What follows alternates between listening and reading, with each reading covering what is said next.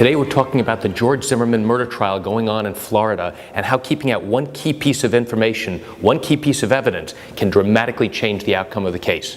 Would you like to learn what this is about? Come join me as I share with you this great information. Hi, I'm Jerry Oginski. I'm a New York medical malpractice and personal injury trial attorney practicing law in the state of New York. Now, the George Zimmerman case involves a gentleman who's on trial for murder. And now, there was a key issue in the case. And the key issue was voice recognition. There was a 911 call made during the course of the events. And now there were experts who were prepared to testify for both the prosecution and the defense. And guess what? They said totally opposite things. The prosecution was trying to show that this person who is accused of committing murder was the one who was the aggressor. On the other hand, the defense experts came in and basically said, you can't use this voice analysis for anything. This person on tape is screaming, and we can't compare it to this person's normal voice before this event occurred. The prosecution was relying on these voice experts to come in and support their claim, showing that this person who's on trial for murder was the aggressor. Instead, after a few days of hearing testimony from both experts, the trial judge decided, you know what, this is an unreliable scientific method to determine who really was the aggressor. As a result of that, the trial judge determined that none of these experts would be coming in to testify. Now, how can that change the outcome?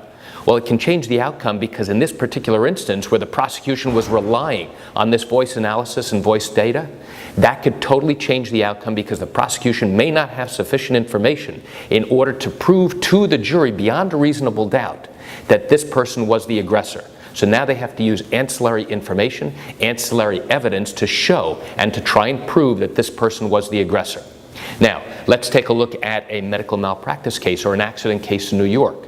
A trial judge has the ability to make decisions about which evidence comes into court, which evidence the jury is going to listen to. And that can alter the impact of the particular case.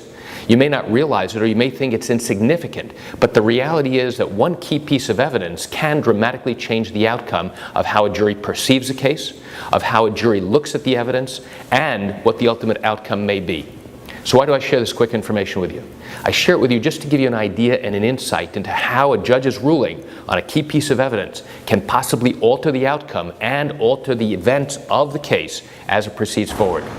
You know, I realize that you're watching this because you probably have questions or concerns about your own particular matter. And if your matter happened in New York and you do have legal questions, what I encourage you to do is pick up the phone and call me. I can answer your legal questions. This is something I do every single day and I welcome your call. You can reach me at 516-487-8207 or by email at Jerry, Gerry, at oginski-law.com. Well, that's it for today's quick video. Have a wonderful day.